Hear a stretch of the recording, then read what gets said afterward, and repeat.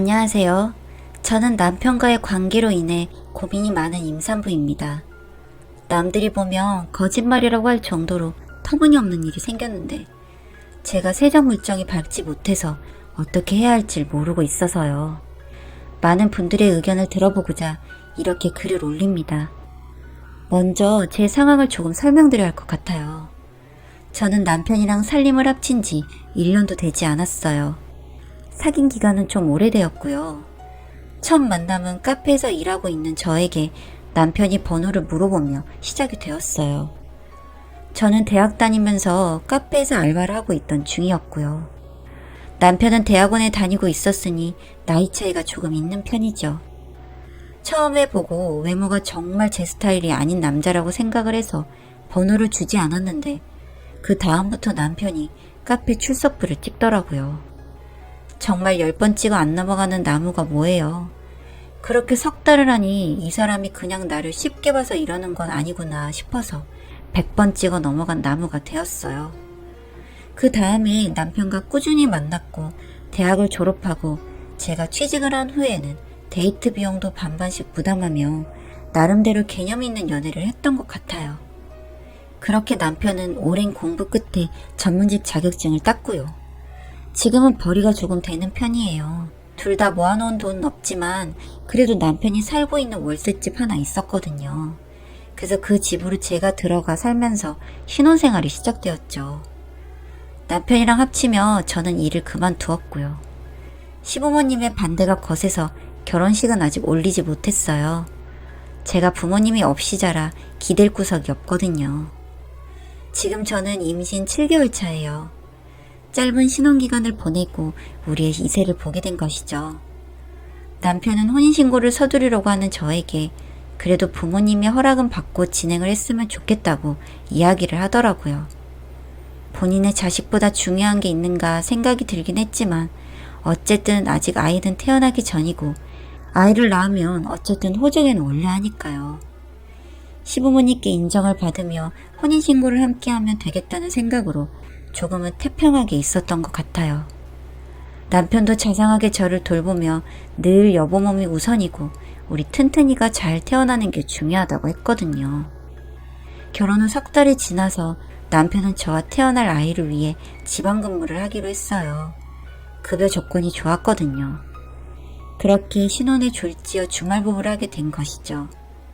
제가 임신 6개월이 되는 동안 남편은 이렇게 늘 바빴지만 제가 먹고 싶은 것을 하나하나 세심하게 챙겼고요. 집안일은 돕지 못했지만 사람을 불러 집안일을 할 수 있게 도와줬어요. 그래서 저는 신혼과 임신 기간 동안 내가 결혼을 잘했다는 생각을 하곤 했었죠. 그러다가 일이 터졌습니다. 제가 임신 6개월이 된 어느 날이었어요. 남편은 일이 바빠서 주말에도 종종 자리를 비우곤 했었어요. 접대도 종종 받는 것 같았는데 술자리에서 술이 떡이 되어 돌아오곤 했었죠. 술이 약한 사람이었거든요. 그런데 그날은 희한하게도 늦은 퇴근에도 술이 많이 되지 않았더라고요. 제법 말짱한 모습으로 손에는 샌드위치와 과일을 사들고 들어왔어요. 그 늦은 시간에 샌드위치는 어디서 샀나 싶었지만 살뜰하게 절 챙기는 남편의 모습에 저는 감동을 했죠. 우리 튼튼이랑 여보 잘 있었어? 언제나 다정한 남편은 제 티셔츠를 걷고 부른 배에 쪽 입을 맞추고는 술 냄새를 풍기며 샤워를 하러 들어갔어요. 그런데 남편이 벗어놓은 옷에서 묘한 향수 냄새가 나더라고요. 임신하면 후각이 예민해지잖아요. 가뜩이나 입덧이 심하던 저였기에 그 냄새에 민감하게 반응하게 되었죠. 자켓을 들어 냄새를 맡으니 의심이 더 심해지더라고요. 호르몬 탓이겠거니 했지만 남편 옷 안에 있는 휴대폰을 꺼내 확인을 하기로 했죠. 지나친 의심은 오히려 태교에 좋지 않겠다는 생각을 했거든요. 그런데 제가 아는 패턴이 아니더라고요. 이 사람이 저와 만나던 내내 휴대폰 패턴이 똑같았기 때문에 의심이 더해졌어요. 그래도 평소에 워낙에 잘하던 사람이니까요. 그 순간은 의심을 내려놓고 다음날까지 부들부들 떨면서 기다렸죠. 그리고 다음날 저는 판도라의 상자를 열었어요. 집에서 컴퓨터를 켜서 남편의 메신저를 열었거든요. 카톡 비번은 안 바꿨더라고요. 그 안에 낯선 이름의 여자가 있었습니다. 집에 버젓이 있는 아내와 뱃속에 아이를 두고 여보니 당신이니 하면서 연애질을 하고 있더라고요. 그 여자는 아무것도 모르는 것 같았고요. 무엇보다 기가 막힌 것은 그 여자의 프로필 사진이었습니다. 제 남편과의 셀프 웨딩 사진이었는데 배경이 제주도인 것 같더라고요. 남편이 주말에 못 올라왔던 날들이 생각나면서 이 남자가 이렇게 바람을 피우고 있었구나 싶었어요. 꼬박꼬박 대화 내용은 지우는지 언제부터 연애를 했는지 보이진 않았어요. 순간 하늘이 무너지는 것 같더라고요. 당장 남편에게 연락을 해서 싹 뒤집어 놓고 싶었는데 그 순간 뱃속의 아이와 혼인신고를 하지 못한 지금의 상태가 머리를 스쳤어요. 그래서 일단 그 여자에게 연락을 해보기로 했어요. 다행히도 서로 폰번호가 저장이 된 번호인지 번호가 뜨더라고요. 안녕하세요. 저 땡땡씨 와이프 되는 사람인데요. 로 시작된 대화는 저를 절망에 빠지게 했어요. 전화통화를 쭉 하던 상대방 여자는 반쯤 울면서 소리를 치는 제 이야기를 가만히 듣고 있다가 일단 진정하라는 이야기를 하더라고요. 그리고 제가 있는 위치를 묻더니 제가 있는 곳으로 오겠다고, 이건 보통 일이 아닌 것 같다고 이야기를 했어요. 그리고 바로 운전을 해서 저희 집 근처로 왔는데 제가 생각하는 것 이상의 일이 저한테 벌어지고 있더라고요. 자초지종은 이래요. 남편이 결혼 전에 살고 있던 월세방에서 길러지고 있던 저는 이 남자의 아내가 아니었어요. 이 사람의 와이프는 이 여자더라고요. 남편과 이 여자는 제가 임신 4개월쯤 되었을 때 결혼식도 올린 상태였어요. 신혼여행은 코로나 핑계와 남편의 바쁜 일 때문에 제주도로 갔던 거고요. 거기서 웨딩 사진도 찍었다고 하더라고요. 식 자체도 간소하게 치러져서 식구와 절친들만 모였다고 하네요. 가만히 생각해보니 저는 연애 시절부터 남편의 지인들이랑 얼굴을 맞댄 적이 없더라고요. 이어지는 말은 더 할 말이 없었어요. 지방으로 일을 하러 간다는 남편은 집에서 1시간 거리 정도밖에 안 되는 지방에서 근무를 하고 있었고요. 직장 근처 비싼 아파트에서 신혼집도 차린 상태였어요. 이 신혼집은 이 여자분 친정에서 돈을 빌려서 구입한 아파트였고요.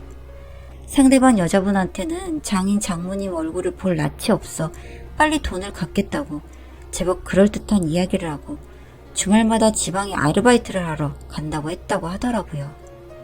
그렇게 2-3달 정도의 꿀같은 신혼기간을 보내고 있는 상태에서 갑자기 이 여자분도 저로부터 황당한 연락을 받은 거죠.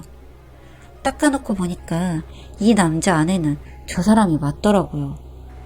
그렇게 반대를 하던 남편의 부모님이 이 사람을 남편에게 소개했고 다들 제 존재를 싹 숨긴 채 부잣집 아가씨인 이 사람과 남편의 식을 올려준 거예요. 만나고 둘은 바로 사랑에 빠졌고 3번째 만남에서 벌써 나를 잡았다고 하네요.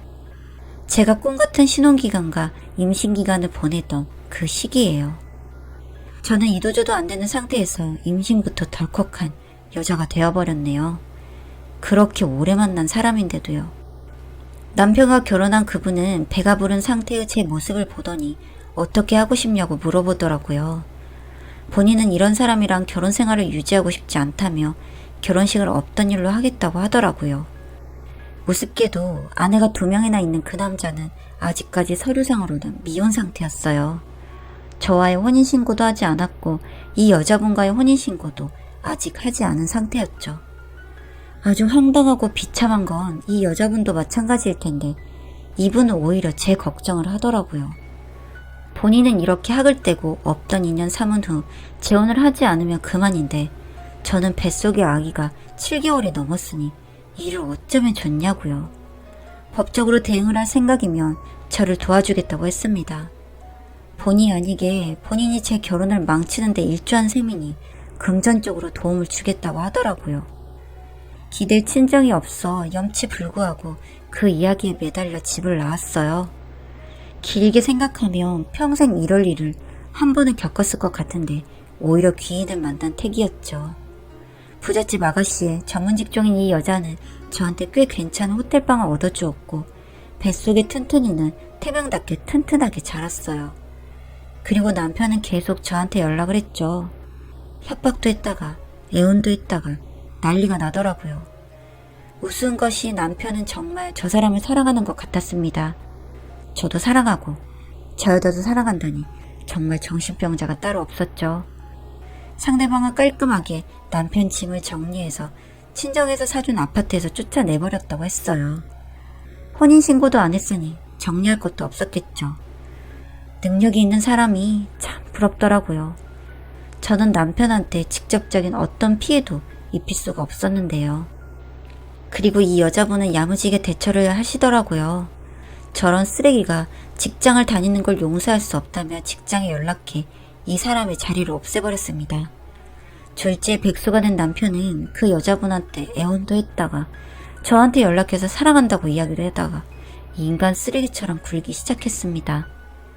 아직 마음이 남았었는지 참 괴로웠던 저였지만 그런 모습을 보니 정이 떨어지더라고요. 그래서 저는 굳게 마음을 먹고 이 여자분의 도움을 받아 변호사를 선임했습니다. 일단 사귄 기간이 길고 임신을 했으니 법적으로 걸 게 있다고 하더라고요. 남편과 같이 살며 직장도 그만뒀으니 진흙탕 싸움이 되더라도 뜯어낼 건 뜯어내야겠다는 생각을 했죠. 그렇게 지금은 법적 절차를 밟고 있고요. 미혼모 센터를 알아보며 자립을 준비 중입니다. 제가 생각한 이대로 진행을 하는 게 옳은 일이겠죠? 덮고 넘기는 건 답이 아니라고 생각해 굳게 마음을 먹으려고 하지만 그런데도 미운정이 무섭다고 중간중간 이 사람의 연락을 받으면 마음이 종종 무너지네요.